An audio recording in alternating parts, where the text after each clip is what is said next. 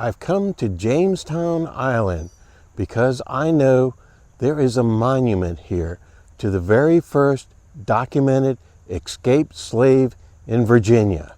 So let's go inside the old fort.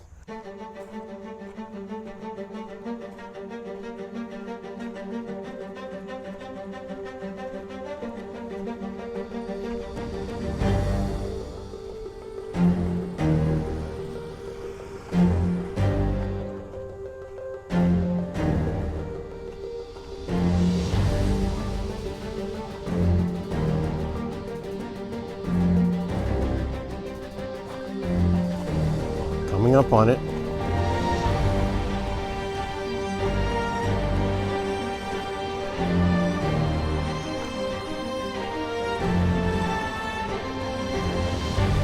The monument was erected in 1907.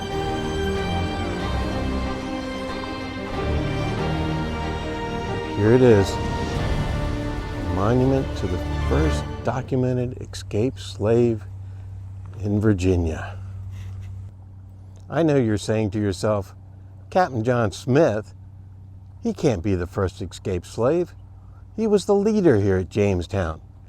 And that's all true. But before he came to Jamestown, he had a completely different history. Captain John Smith had gone to Eastern Europe to fight the Ottoman Empire. And this is the story how he became a slave. Now let me tell you the story of John Smith that most people do not know. How did he become a slave? How did he end up in Virginia? Well, let's get started. John Smith was born in England in the small village of Willoughby in the year 1580. He was the son of a farmer who owned property. This allowed John Smith to get an education. When John Smith was 16 years old, his father died, leaving him his property. This gave John an inheritance and a modest income so that he could chart his own way in life. When Smith was 17 years old, he joined the English regiment that was fighting in the Netherlands during the Dutch Revolt. This was a conflict between Spain and the Netherlands. This was Smith's first experience with war.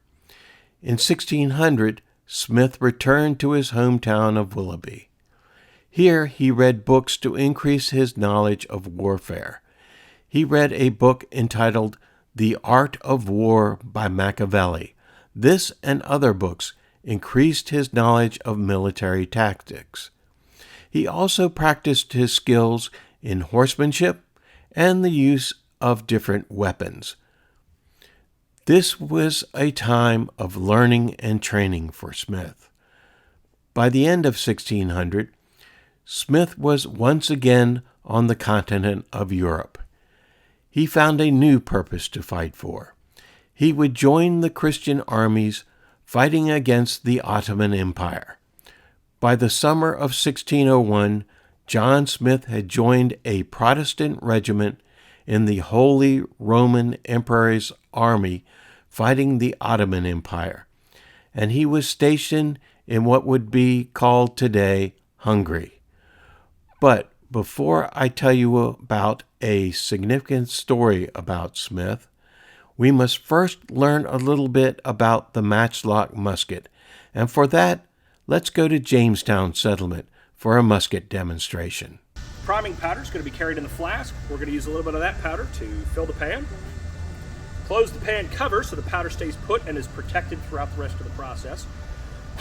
Make sure there's no excess powder outside the pan that could cause the weapon to go off before I want it to. And then cast it about. Each one of these little wooden bottles called chargers are going to carry just enough gunpowder to propel one bullet, measured out ahead of time so you don't have to worry about measuring in the middle of a fight. Pop the top off and empty that powder right on down the barrel. Bullets themselves will be carried in the pouch down here on the hip, but that projectile is going to go right in on top of the powder. Scouring stick used to push it to the breech and seat it tightly against the gunpowder. Return the scouring stick, recover the weapon. Here is where the matchlock gets its name. It's important to bear in mind why to this day we refer to these sorts of weapons as firearms. Gunpowder doesn't just magically go off when you pull the trigger, you have to set fire to it. And pretty much every firearm invented after the matchlock has a way of creating the fire that it needs at the moment that it needs it. This weapon does not. I've got to carry my fire around with me, in this case in the form of burning rope called match. We'll take our match and fix it into the lock mechanism, match lock.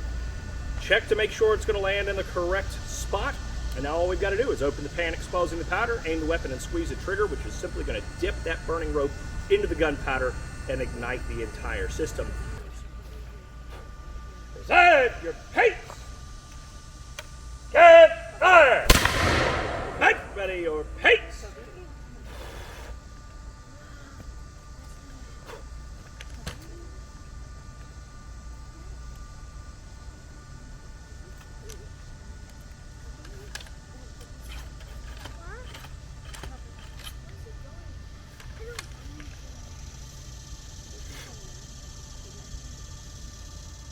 Present your pace! Get fire! The regiment that John Smith was in was sent to Ompa, where another force was under siege by the Ottoman army. That Christian force was trapped within the castle. So the regiment that Smith was in had to determine how to attack this force of Ottomans and save the castle. The commanders were not sure how to accomplish this. Smith used the knowledge he had obtained the previous summer and came up with a plan that was twofold. First, they would use torches waved at certain intervals to communicate when the attack would start. Second, the men would take their match rope that they would use for their matchlock muskets and place them on poles. In the dark, the glow of the match could be seen. This would look like a regiment of men getting ready to attack the Ottomans. The men then left these matches burning and went to another position. From there, they would be ready for the attack. The plan worked. The Ottomans saw the burning match on top of the hill and believed that the regiment was going to attack them. They mounted their cavalry and charged what they thought was the regiment. When they arrived at this position, they were surprised that there was no one there, and then they were attacked from behind by a joint force of those that were within the castle and those that were on the side waiting for the Ottoman army to commit to their position. Now this combined force drove the Ottomans back and defeated them. This plan worked so successfully that John Smith was promoted from soldier to the rank of captain of the cavalry, and they assigned 250 men to his command. Smith's cavalry company continued to fight in Hungary throughout the fall of 1601. But in the winter of 1602, his regiment was ordered to Transylvania to fight the Turks. There, in the early spring of 1602, Smith's cavalry was involved in the siege of the garrison town of Regal. Here, the armies lined up to lay siege to the town. This would take quite a while. The two armies were basically waiting each other out to see if they could starve out the garrison town. During this long siege, the men became bored. So the commanders came up with a plan to keep the troops motivated. The Christian army selected a champion and called out the Turkish army in the garrison town to select a champion. These two champions would meet on the field of valor in one-on-one combat to the death. Of course, Captain John Smith volunteered for this duel. In this duel, Captain John Smith was able to defeat the other soldier. The Turks were very upset, so they asked for a revenge duel, and Captain John Smith fought the next soldier and defeated him. After this, Smith fought a third duel and won. These were quite the victories for Smith. Finally, the siege guns of the Protestant army were close enough to the town's walls that they were able to punch a hole in the wall and invade the town. This resulted in a Protestant victory. Afterwards, the Prince of Transylvania got word of this victory and Smith's actions in the 3 duels. The prince recognized Smith as an English gentleman and presented him with a coat of arms that had the 3 heads of the Turks he defeated on the shield. Smith was very proud of his new coat of arms. On November 18th, 1602, Smith was involved in the Battle of Rotterdam. During this battle, the Protestant army was outnumbered by the Ottoman army. The defeat was severe. Smith was wounded and found himself lying on the battlefield among the dead. The next day, Smith was captured by the Ottomans. Now he would find himself sold into slavery. John Smith was sold at a slave auction to a man who bought him and took him to Constantinople. His new owner gave him as a gift to a young woman he wanted to impress. Smith was a domestic servant, but the mother of the young woman was suspicious of the relationship that Smith had with his new master.